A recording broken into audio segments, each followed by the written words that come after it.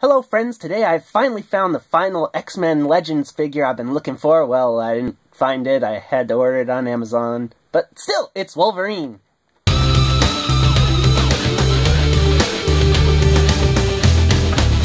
Where's that blasted salami? Here's Wolverine out of the box, and the first thing I noticed with him, he's got crooked claws. And every time I try to straighten them, they feel like they have so much wiggle, yet at the same time, none at all. It's really weird, like, it must be a nightmare to make a Wolverine figure with straight claws, but I feel like I could break these things off if I stretch them too far. I feel like they could pop out. I don't know. It's just really strange. Like, I dare not touch them. I dare not touch them. But the rest of the sculpt is pretty amazing. Like, look at the muscle in the abs and stuff, and between the abs and the armpit. Are those still abs?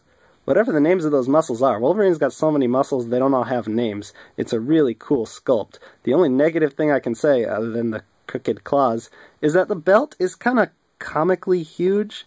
I also feel like its bright red color distracts from the rest of the costume, but, I mean, people will say that's a design thing, but then the belt's, like, comically huge in the design itself. They could have changed whatever they wanted, because Wolverine's costume changes so much. I don't know.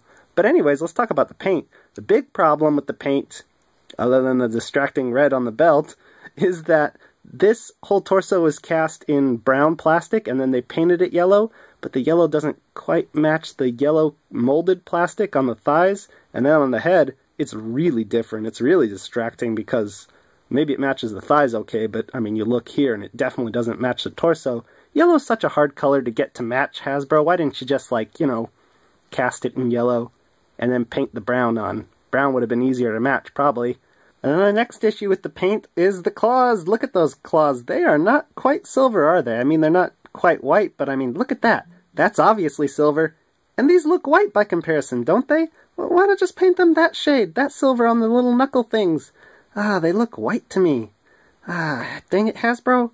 Wolverine thankfully gets some very good articulation, even if it's a little clicky at the waist. He's got a ball joint head that's on a hinge, and it actually pops off, even though he doesn't have an alternate head. Go figure. He's got hinge and swivel shoulders that are also on butterfly joints. We haven't seen that since the Toy Biz days, at least on a Wolverine figure, so that's really cool.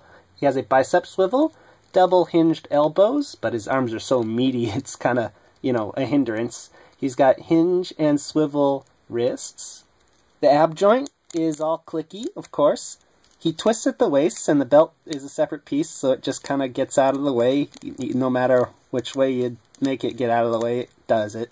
He's got ball joint hips, cuts at the thighs, double knees, and hinge and pivot rocker ankles, which are awesome. So Wolverine's packaging is pretty typical. It's got that yellow color that helps it stand out on the shelf. I can't help but laugh at this picture on the side. Like, Wolverine's like slicing somebody, it looks like, but he's like smiling. And he's not smiling like viciously. He's smiling like he just saw Cyclops fall down into pudding or something. He looks all giggly. It weirds me out. The back of the box has this amazing picture of the prototype where the brown parts of the leather look really leathery. They got so much texture that the real figure didn't. And then there's the claws, which actually looks silver. And look at the detail of the wrinkles on those boots. Why couldn't we get this figure, Hasbro? Jeez. Anyways, open the figure up. You know the drill. Open some flaps. The tray just comes out. And the figure just pops out. Perfect packaging, Hasbro. For accessories, Wolverine comes with the head of Juggernaut, who I now get to complete. Yay! And he comes with two alternate fist hands that don't have any claws on them. So I would say, like, whoa, that came out really easy. I would say, like, who wants Wolverine to wear fists with no claws? But, I mean, given that the claws are super crooked, I think they look nice. And they sure popped on really nice and easy. Now it's time to check out that scale. Wolverine stands at 5 3/4 of an inch tall. He's supposed to be a short character, like 5 feet tall, but Marvel Legends are all kind of taller than 6 inches, so anything below 6 inches is pretty good. I'm happy with the height. Here he is with the 6-inch Batman and Spider-Man, and if he looks shorter than them, that's good enough for me.